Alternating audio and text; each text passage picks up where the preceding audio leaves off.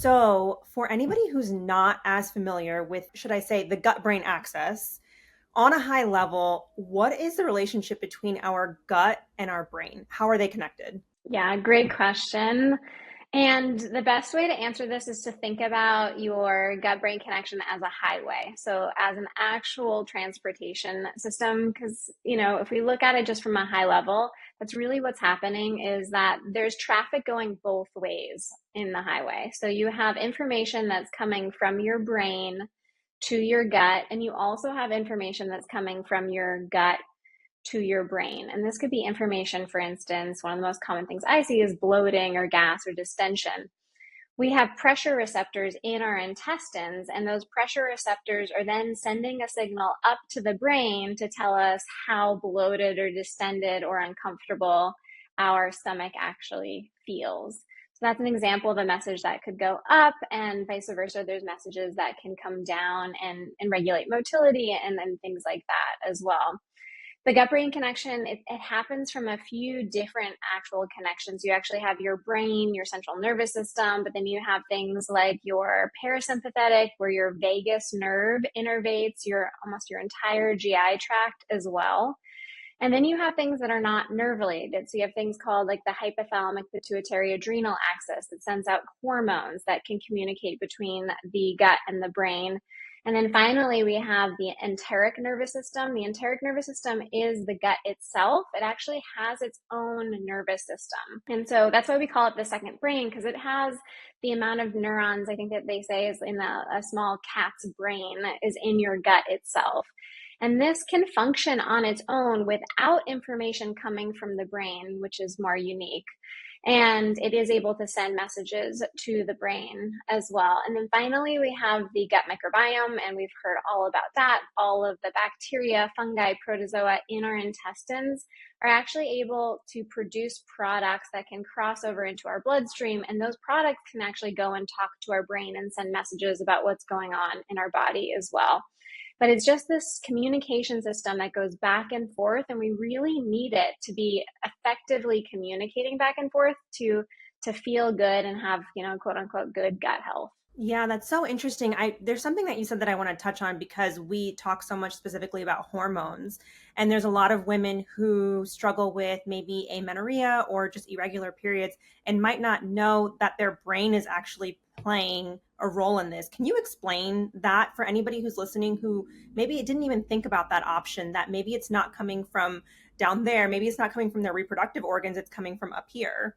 It's actually extremely common with amenorrhea for it to be something called functional hypothalamic, which is the important part that we're talking about, functional hypothalamic amenorrhea.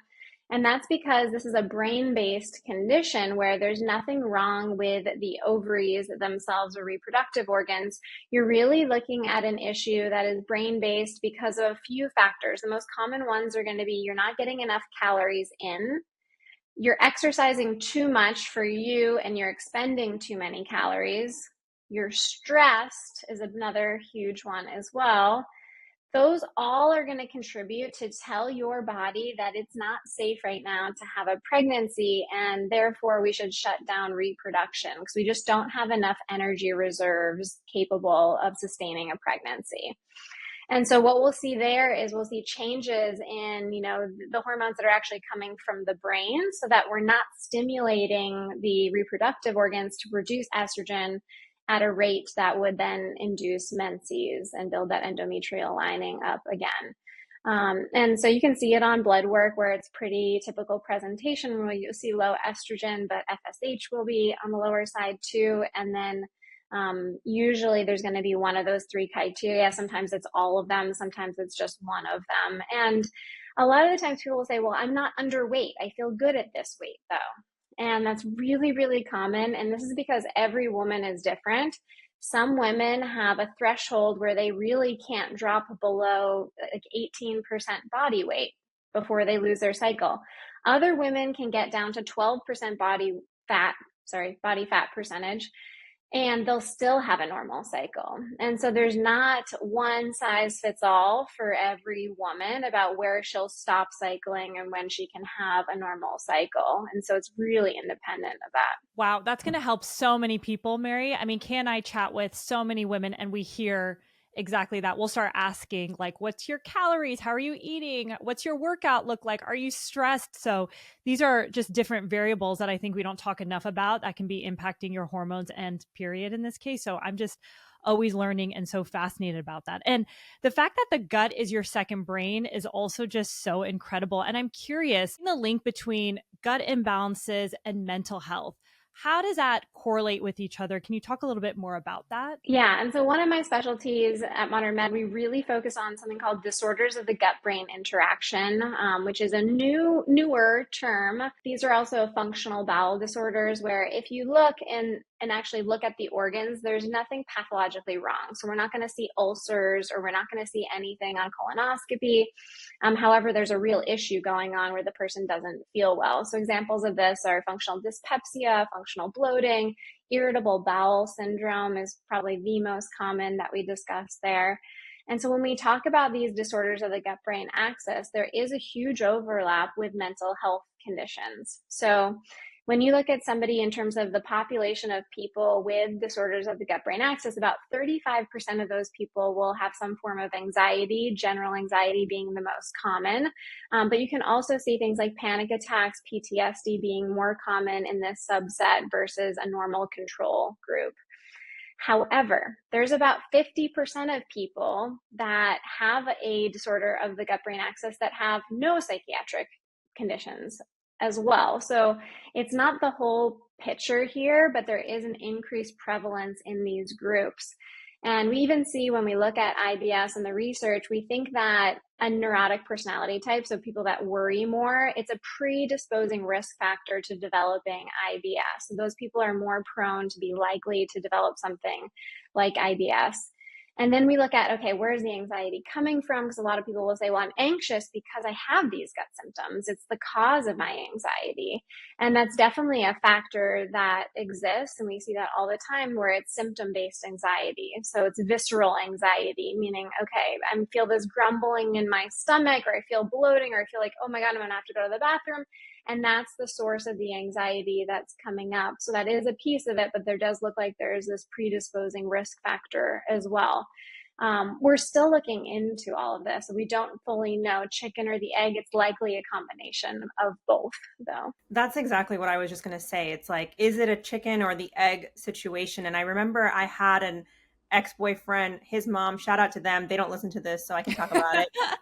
Every time she would get really stressed or really anxious, she would have diarrhea. Like just anything that she felt anxious about, or we were running late or something, she would immediately run to the bathroom. And I think it's kind of like not a joke in med school, but I think a lot of doctors learn like, oh, the IBS patient is like the anxious they're anxious, they're stressed, they're this, they're that. And then you kind of ask, well, did it start in the gut or did it start in the brain? I would love for you to talk a little bit more, because I do think our thoughts have a role in how our gut functions. So can you kind of speak to that? How do our thoughts impact our gut's behavior? Yeah, and if there's anybody listening that has GI issues, like this is the one thing that I wish I had known 20 years ago. Well, I wish I had known it, and then I wish I would have believed it too. I think that's probably the other part, knowing my teenage self wasn't super open. But our thoughts have a dramatic impact on how our gut functions, and a wide range of other things, right? But just focusing on the gut, we know that this gut-brain connection, if it's working well, then it's helping our gut function. But how I describe it to people is that you can get like a kink in communication between the gut and the brain.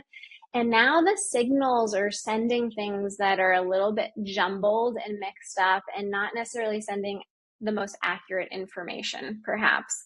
But let's just take a thought, for example. So catastrophizing and fear-based thoughts are the two biggest key predictors of the severity of level of IBS that somebody experiences, which is huge. So what that means is catastrophizing thoughts are things when we take things to extreme and exaggerate the threat that's actually there. One thing that people need to know, if you have IBS, the pain that you're experiencing from IBS is not harmful to you. It's not fun, it doesn't feel good, but it's not actually harming your body. There's no destruction that's happening in terms of long-term consequences. Not to say we shouldn't do something about it because we want to increase your quality of life, but there isn't that impending danger that's actually happening with IBS-based pain. So catastrophizing thoughts are things like, oh, maybe I'm going to have cancer. Maybe this is cancer and it's not IBS, and maybe I'm going to die from it. Or if I don't figure out my symptoms, I'm done. Like I can't handle this anymore. These exaggerations that we can have. Somebody goes to me the other day, like, I feel like I'm dying. And while we don't want to gaslight those people, like they really don't feel well, we also want to identify that these are catastrophizing thoughts. You're not going to die. We know you're not going to die. It doesn't mean that it's not really painful, but we have to put them into a more, in terms of something that's just more accurate for what's actually going on. And the reason behind that is not just because we want to be less dramatic in life. It's actually because our brain senses catastrophizing thoughts as something that's catastrophizing. So it senses it as, wow, something's really going on here. We should make sure to look out for anything else that's potentially going wrong.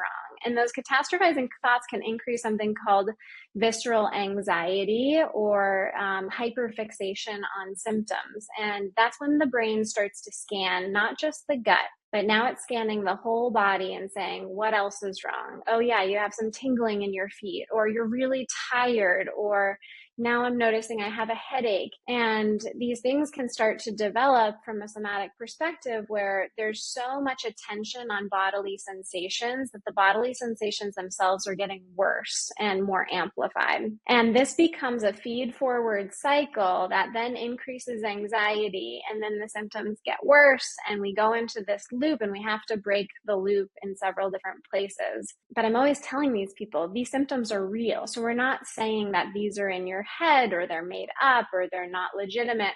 However, your thoughts are adding fuel to the fire if they are these catastrophizing, fear-based thoughts. And so something that we can directly go in and talk about with people, because you can change your thoughts. And that's the most beautiful thing, is that we can start to identify these and actually change them to get better health outcomes. Man, that resonates with me so much. I feel like when I'm going through a bad health situation, I'm like, the world is over. My thoughts are 100% negative. They don't make any sense. And it's so hard when you're in that pain to get out of that. And like you said, break the loop. So what are some things that you've seen with your patients? Because it's so easy to be in that mode, especially if you're not feeling good in your body, right? So what are some recommendations you have to kind of break out of that narrative? Yeah, for sure. So let's take one more example that's not super catastrophizing, but then I can show how I would work with people where it's one common thing we see in GI practices is urgency. So like, okay, you'll be walking down, especially with people that with IBS-D, they'll be almost hesitant to even leave their house sometimes because they don't want to go to a place where they don't know where their nearest bathroom is. These people usually will be looking up where bathrooms are before they go out, or they'll just go somewhere that they know really well because they do know where the bathrooms are, where they're accessible, where there's a handicap bathroom that they can have more privacy. These are all things that a lot of the general population doesn't think about, but when you have diarrhea or urgency symptoms, they're definitely top of mind for a lot of people. So for these people, they go out and say they're shopping at the mall. The first thoughts that are starting to come into mind are, where's the nearest bathroom? Am I going to have an accident? And then they start to get actual urgency symptoms. So they start to feel like, oh, I do have to go to the bathroom. Those thoughts start to amplify greatly. And they're like, okay, I need to get to the bathroom. Is it that one? Is it that one? Am I going to have an accident? Oh no, not this again. Like, why is this always happening to me? Maybe some catastrophizing thoughts, like I'm going to go to the bathroom on the floor of the mall in front of thousands of people. Will I make it home on time? This is a really common process for somebody to go through with IBS-D, and the thoughts themselves, what they're doing in the body physiologically is they're increasing epinephrine, norepinephrine, your adrenaline hormones, cortisol. Those hormones, the things that they actually do is they can speed up motility in the GI tract and worsen the urgency and make it more likely that they have to use the bathroom. So the thoughts are increasing that loop again and making everything worse and worse and worse. And so when that comes up for people, what we do is we say, we want to start to identify the exact moment that you go from being, I'm just in the mall shopping, to the thoughts of, oh no, not this again. And we want to identify first when that happens and start to replace it with a different thought, and ideally go right into something called diaphragmatic breathing, because we want to reduce that stress response. We want to get them out of that fight or flight of like, oh no, not this again, into a place that's much safer for their body and is less likely to increase the epinephrine, norepinephrine, cortisol levels that are going to make the urgency worse. And so we'll lead them through a series of diaphragmatic breathing exercises that they can use anywhere. And when they do feel, okay, maybe I have to go to the bathroom, what happens if you just go right into diaphragmatic breathing and say, this has happened to me because most people with urgency will also tell you that they've had urgency and haven't had to use the bathroom before, or made it home totally fine, right? Like they've had instances that prove that not every time something goes wrong. And so we say, okay, what if it's one of those times? Why don't we assume it's one of those times that nothing is going to go wrong? Go into your diaphragmatic breathing and realize that you are reducing those stress hormones, making it much more likely that this urgency actually will probably pass. Like it may just pass on its own. And when people go through that and then they get the results, they're like, oh my gosh, what else can I do? This is amazing, because they haven't had a tool like that to actually use. That's not a medication or, something like that. And they just feel more safe being out in the world as they are. I love those tools, especially I think of like the life stage that I'm at right now, which is pregnancy. And every time I go to the doctor, there's like, fears pop up and this, and I'm like, the ultrasound, and then you start to panic, and then you get white coat hypertension, and all these things come up. And it's like being able to use very practical tools in moments that feel very stressful have quite literally saved me at many times. So I appreciate things like that. And I'm curious, how do you balance out? Because I think by the time people come to see a practitioner like you, they've exhausted a lot of other options.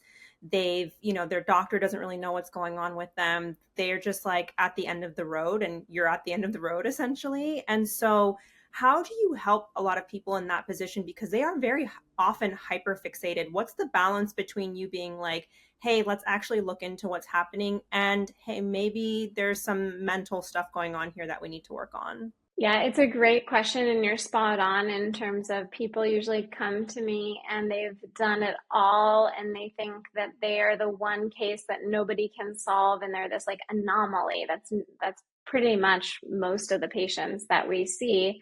And because of that, they've had years of practice of hypervigilance and visceral anxiety. And I say that partly jokingly, but it really is serious, where they have really defined pathways in the brain to say that, okay, these symptoms are here to stay. Here's what these symptoms mean to me. Like maybe they have the catastrophizing thoughts, or when I have urgency, it means my life is over. I'm going to be embarrassed. And so they have these pathways in the brain that have had so much exercise. And these are the negative thought loops that are having negative exercise, that what I tell them is, hey, you have these deep grooves in the brain, and now we have to fill them up, and we have to create new snow tracks. Like we have to create like a new highway, and we have to use that highway over and over and over again, so it becomes just as deep as the other ones have been. But if this has been your life for the last 20 years, we can't set the expectation that this is going to happen tomorrow. This is practice. Like just if you're going to learn a new sport,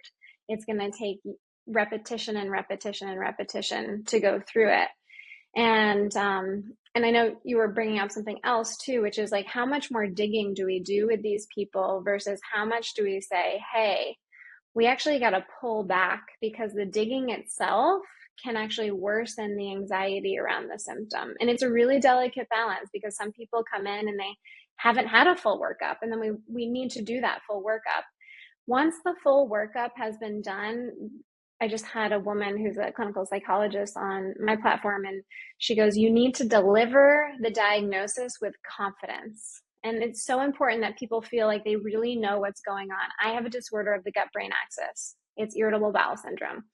And then we have to say, what are the best tools to fix that? And it's not going to be doing all the stool tests that are out there and all of the functional medicine tests, even, because what that is then saying is we don't know, it could be something else, and let's keep digging. And that actually increases the anxiety around the condition and worsens the outcomes versus it improves it.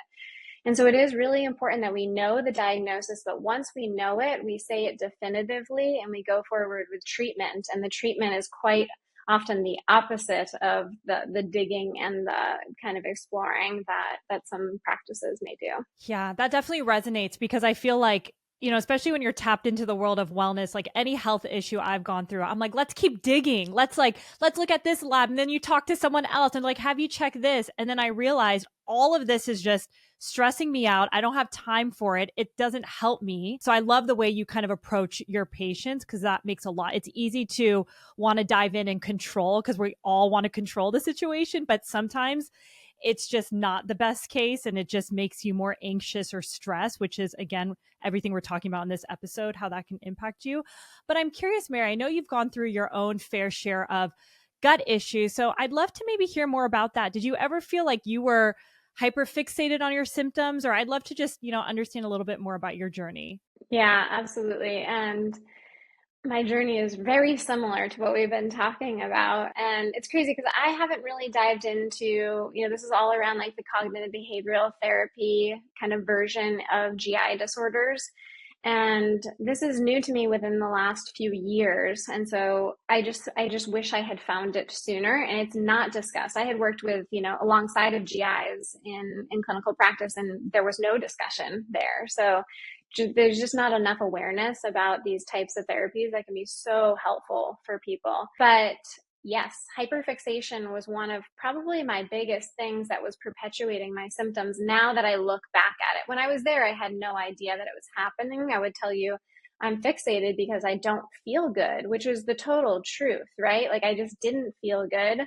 Nobody had a great answer for me. Mental health and thoughts were never brought up around my gut issues. Like there was never that connection that was made that, hey, these could be actually contributing to your symptoms. And the more I focused on my symptoms, the worse they got. And the worse they got in terms of, they took up so much of my day, where one question I ask my patients now is, how often are you thinking about your gut? What % of your day are you thinking about your GI symptoms? And it's not uncommon for people to say, my entire day, 90% of my day, at least half of my day. And if we really think about that, if you're thinking about your gut 90% of the day, how are you actually doing all the other things that you love and enjoy and want to do? And I've been there too. So I've had periods where I've been so fixated on health things that it feels overwhelming, and it really can feel like a prison that you've put yourself in, where it's all consuming. And then that can cause anxiety, right? Where you're like, I can't get away from this thing. So it's really, really common. There's a way out of it, which is the most important thing. And the way out is to really address these thought patterns. Do you find in your practice, and I think it's actually a known fact, that women struggle with more gut imbalances or disorders of the gut than men do? And why do you think that is? Yeah, it is a known fact. It's about 2 times as many women will be diagnosed with IBS compared to men. We don't fully know the answer to this, so we're still looking into it. And there's been some kind of speculations. Women are also more likely to feel things like fatigue, depression, anxiety, and lower quality of life with IBS compared to men with IBS. It looks like there may be a hormonal component, because when we look at studies and rates of IBS in older people, when you're at the age of 70, there's usually more equal amounts of men and women that have IBS. So you're looking like postmenopausally there. And that usually starts to change in the 40s. So once women hit 40s, the rates of IBS start to become more similar between men and women until you hit 70. And at that point, they're pretty much equal. So potentially a hormonal component. We know that progesterone slows down the gastrointestinal tract. And then we also believe that androgens, things like testosterone, may reduce pain in IBS and may be protective for certain pain disorders, IBS being one of them. But yeah, it's still this area that we are looking at, but it's definitely a statistic. I also wonder too if women are just more in tune, so they're more likely to go to their doctor or be paying attention to those symptoms. But again, like you said, there's also all these other components, like the hormonal component, which, by the way, is so true because my progesterone is going crazy right now during pregnancy, and that slows down motility completely. So it's like we obviously see all of these things practically in everyday life. I just wanted to point that out, that somebody had said, like, typically men ignore their symptoms and then one day they just end up in the hospital with a heart attack, versus women are like constantly feeling like, hey, what's going on with my body? Yeah, that's definitely a potential. And like health seeking behavior tends to be more prevalent in women as well. So actually like going out to get a diagnosis or be seen by somebody. So it could be a factor for sure. So I'm curious, Mary, I know you're all about, also using food as medicine. Are there any overarching principles if someone's listening in and they're like, when it comes to food, sorry, to support just overall better gut health? Yeah. So when we talk about better gut health, are we talking, because the answer can be different if we're talking about people with disorders of the gut brain axis like IBS, or are we just talking about general public? That's a good question. I want to say both, but can we do both? I would What do you also think? love to hear too, maybe because we're so specifically talking about the gut brain connection. If there are people who struggle with anxiety, are there ways they can actually support their gut to support their anxiety? Yeah, absolutely. When people struggle with anxiety and they come in with GI issues, we first want to pull apart, is the anxiety just because of the GI issues? But basically, if they have a anxiety disorder that's going on, it's really important for them to treat that anxiety disorder as a mental health condition. Most GI psychologists who do this kind of CBT with people with disorders of the gut brain axis won't even really fully be able to treat that person who has an anxiety kind of diagnosis condition until they've treated that condition, because there can be overlap and there can be just things that impede them from actually implementing the things that we do in GI CBT. So that's usually the first thing we'll look at, is if there is an anxiety disorder, we should refer to mental health, and then, all the other things that we can do for anxiety disorders, but really treat that as it is. And then you're still treating the gut, of course, symptomatically, but that's kind of the first thing to do there. And so when it comes to just like overarching principles applied to the general population, so people that don't have GI issues, the big things are going to be diversify your food as much as you can in terms of eat different colored vegetables. They all have different polyphenols in them. Those are going to feed the different gut bugs that we have. Polyphenols are one of their kind of food sources. Fermented foods, there's been a great study that came out in the last few years that if you eat more fermented foods, things like kimchi, sauerkraut, kefir, it showed a reduction in 19 inflammatory proteins in blood samples. Yeah.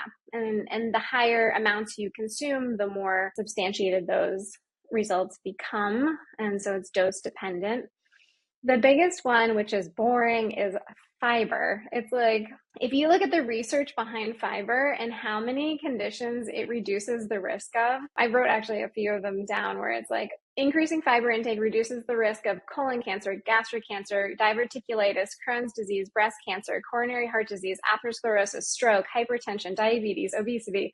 I mean, the list just keeps going down, and this is just adding fiber to your diet. Majority of the Americans, I believe, consume like 14 or 15 grams of fiber per day, and we should be really consuming that amount for every 1,000 calories we're consuming. So in every increment of fiber you increase, it really reduces the risk of certain things that can come up in general health. Not to mention, there's studies on when you increase fiber in your diet, most people will lose weight if they're overweight, and just generally have better bowel movements as well. So those are like general, like everybody for your gut health can be doing those things. When somebody has a disorder of the gut brain interaction, it's going to be more individualized for that person. But let's take constipation for an example, because I know there's a lot of women that listen to this, and constipation is so common in women. Eating regular meals throughout the day and avoid skipping meals can be really helpful for your gut health when you struggle with like bloating or constipation. There's been a huge trend of intermittent fasting, and intermittent fasting can actually be detrimental to your gut health if you have one of these disorders of the gut-brain interaction, because you are only allowing yourself to eat in a very short eating window. And usually the meals will be bigger during that eating window. And because it's condensed, your gut isn't getting regular signals throughout the day to trigger something called the migrating motor complex and also the gastrocolic reflex. So when there's food in your stomach, gastro, it triggers your colon to start to move in order to make room for the food that's about to come in. So if you actually have regular meals, you'll have more regular motility patterns because that colon is getting triggered, 3 or 4 times per day. Versus what we always, like, I see this all the time where, hey, I'm constipated, I'm not hungry, I feel actually too full, so I'm going to skip meals because I need to make room for something. I don't have any room to put anything in. But what you're unconsciously doing is you're skipping that gastrocolic reflex, which would be pushing food through the colon out and making it so you have more room. So I talk about it like a kickstart. It's like you got to kickstart your machine. Even if you're not hungry, have the regular meals, and then you'll get to experience that gastrocolic reflex eventually. It may not be day one. Day one may be a little bit more uncomfortable, but just trust the physiology and the process because it will start to happen. And then you also get regular sized meals too. So one thing we know about IBS patients is that they do better when they evenly space out their meals and have roughly the same size meals. So they're not having like a tiny snack and then they're not having like a binge episode of like a huge meal. Just so your body knows kind of what's coming in and can be more predictive. I love those tips. And I especially love the one about eating because this is something I knew intuitively as a teenager when I would my friends would be like, you eat like more than we eat. I mean, I eat a lot. Okay. They would say like, oh, you eat like a man. And I'm like constantly eating. And I've always had like very smooth digestion when I was younger and, on the thinner side. And they're like struggle with constipation and struggle with like not being able to lose weight. And in my mind, I was like, I don't think they're eating frequently enough and enough food. So I love that advice that you give. We're definitely going to turn that into a clip so I can share it with everybody. You have also a really interesting take that you share a lot about on your Instagram, which is your view on probiotics, which have become very popular. So I'd love for you to talk about that. Yeah, probiotics, I believe, have kind of become like a myth of the GI space. And I don't want to discredit them. I use probiotics in my practice. I think there's a time and a place for them. But the mass marketing of probiotics to the general public to make us think that every human needs to be on a probiotic for general gut health, I just don't think that it's true. I don't think we have the research to back it either. How I view probiotics is like they're like a lock and a key. So just like if you got an infection, your doctor would say, what bacteria is causing this infection? Let me give an antibiotic that treats that bacteria, right? You wouldn't give an antibiotic that wouldn't address the actual bacteria that's infecting you. The same kind of mechanism for really most things should be in place where we want to see, hey, what's going on with you? Okay, you're constipated. Let's see which strains of probiotics have been studied for constipation and increasing motility. Oh, you have diarrhea. Let's look at what strains have been researched to help with reducing diarrhea or bloating or, what have it. But we should be really using them in that specific of a manner to the strain level. Some probiotics on the market don't even list the strain. If you don't see like a bunch of numbers after what they're calling the probiotic, it's probably too broad and we don't even know which one of those bugs is actually in there. But you want to be really specific to get the outcome that you want. If you're just taking something just to take it, then it's the equivalent of just throwing your money out the window. And you can have really healthy, a good gut, like whatever that actually means, without taking a probiotic. So just because people are taking it and they're getting more trendy doesn't mean that they're necessary. Doesn't mean that it's going to extend your lifespan or improve your health span or do anything beneficial for you in the long term. So I'm a fan of like, if you don't need one, don't take one. Spend your money on like a gym membership or more healthy food. We have so many other things that we could. More fiber. Seed cycling, a lot of fiber in there. There you go, for sure. I'm curious. So what are your thoughts around prebiotics? Yeah, so prebiotics are going to be the food source for the actual bacteria. So those are going to be things like chicory root, inulin in terms of Jerusalem artichokes, onion, garlic are really high in prebiotic fibers. And I think that they're wonderful. And I think that's another thing that people can be doing to just general, what can you do to generally improve your gut health is eating those prebiotics that then go and produce short chain fatty acids that are anti-inflammatory to our body. Caveat there, a lot of the prebiotics or some of the prebiotics can increase gas production in certain individuals. And so when we're talking about these disorders of the gut-brain axis, some people won't be able to eat large amounts of these or will actually do better if they avoid some of them. And so it's really just individualized. Yeah. I have a random question. I feel like this is something I probably would ping Kay about, but while we're all here, it just came to mind. I hear a lot of people say if you take antibiotics, it's always good to support your gut.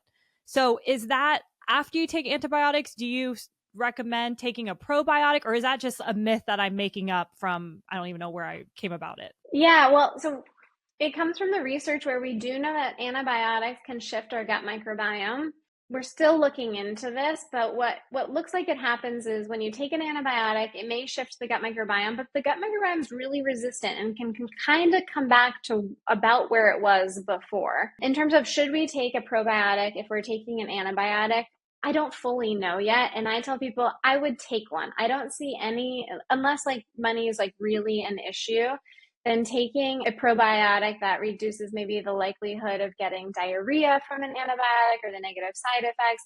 I don't see any harm in it, potentially may benefit, but really focusing on eating a lot more fiber, diversifying your diet, eating fermented foods. I think those should be more of the mainstay around that time. I was recently chatting with somebody whose kid was struggling with, I believe it was IBS.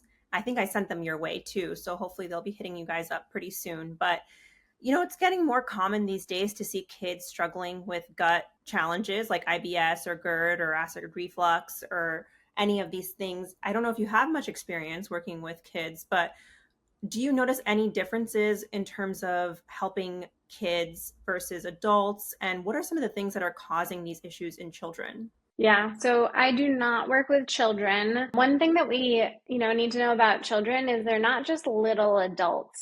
They're just like women are not little men, right? Children aren't little adults. Like in medicine, that's why we have pediatrics, because you don't just treat them like a small version of an adult. They can have different things come up, especially in the GI. So sometimes you'll see bleeding, like rectal bleeding with dairy use in children. You don't see that in adults. So there's things that come up that are much different in children. So we refer to pediatric specialists for these types of things. But if it was my own child, I can kind of talk from that perspective. Children, their brains are still so malleable. And so if they have been diagnosed with IBS or any of the functional bowel disorders, I would be really looking for a pediatric psychologist who specializes in disorders of the gut-brain axis. So they do GI CBT or hypnotherapy, because if you can start to rewire those negative thought processes that are going to be established in your childhood and create the more healthy thought loops, then that kid is just going to be set up for a way different trajectory than if they start to go down those negative thought loops of catastrophizing and all the other things that we talked about. So that would be definitely a recommendation I would have for all children diagnosed with IBS, but they're pediatric specialists. They know how to deal with children. And then obviously see somebody in terms of a doctor for the gastroenterology piece. Pediatric gastro. And I'm curious, Mary, I know we're almost coming up on time, but what are some of the biggest myths that you see when it comes to gut health? We covered one of them. The probiotic one, I think, is huge. The other one that you see all the time is around anti-nutrients. So things like oxalates or phytates. So let's take phytates, for example. So phytates are going to be a component of plants. They can decrease the mineral absorption. That's just like one of their properties, is they can bind things.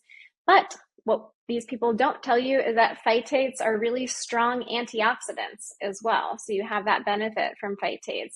And phytates are going to be, in oatmeal. So that's where you'll see some health influencers saying oatmeal is the worst breakfast possible for, you to consume. A lot of people with IBS do really well with oatmeal. Like it can be something that can actually soothe IBS symptoms. It has soluble fiber in it, can improve bowel consistency. Is it high in protein? No, but you could have a protein source on the side. We need carbohydrates, especially if you're you're training and you're athletic and you're moving a lot. And so I think that's one of the big ones, is that the dose is really important with anything. So yeah, if you ate a deathly amount of phytates, is that a good idea? No, it's not. But it's also not a good idea to consume a amount of water that could kill you, because there is an amount of water that will kill you if you drink too much of it. Now, are we going to tell people water is bad? Like, we would never say that. Same with sunshine, right? There's an amount of sunshine that is actually going to increase your risk for skin cancer, and you could get really damaged by it. Is the sun bad? No, the sun's not bad. So the dose is so important in all of these things, and there's so much nuance there. But I think we need to be really careful when we start to label foods as terrible, worse, avoid, toxic, because I think that there can be a lot of things that can spin off for mental health for people, where everything feels like it's toxic and what do I eat now? And that's usually when people come to me, they're eating like 6 foods. Not helpful. Yeah, we've definitely seen our fair share of that, even with, seed cycling, for example. A lot of people saying, like, oh, this influencer or health guru said I shouldn't eat seeds. There's too many omega-6s. And it's like, all right, are you worried about the omega-6s in nuts and seeds, or are you worried about it in your French fries? Like, that's, there's a difference between getting these nutrients from whole foods or real food versus processed food. And I remember seeing a very popular person in this space the other day had a headline on their reel that said, almond milk will kill you. And I was like, oh man, like that's where we're at right now. Like, we're talking about almond milk being the issue. So I appreciate the realness. I appreciate the approach back to just like, what are the basics that actually matter, that actually have research behind them and that are going to make a difference? Because going down these rabbit holes of like lectins and different things is just not going to be a good situation for everyone. 100%, 100%. The amount of times I'm on social media and go, oh man. So I feel that sentiment for sure. Well, Mary, thank you so much for being with us here today. We love the topic of the gut-brain axis. I think there's still so much to discover, and we appreciate practitioners like you that are really getting into it. So thank you again, and we're looking forward to getting this out there to everybody. Thank you guys. Always appreciate it. It's always a good time chatting with you, and love what you're doing as always.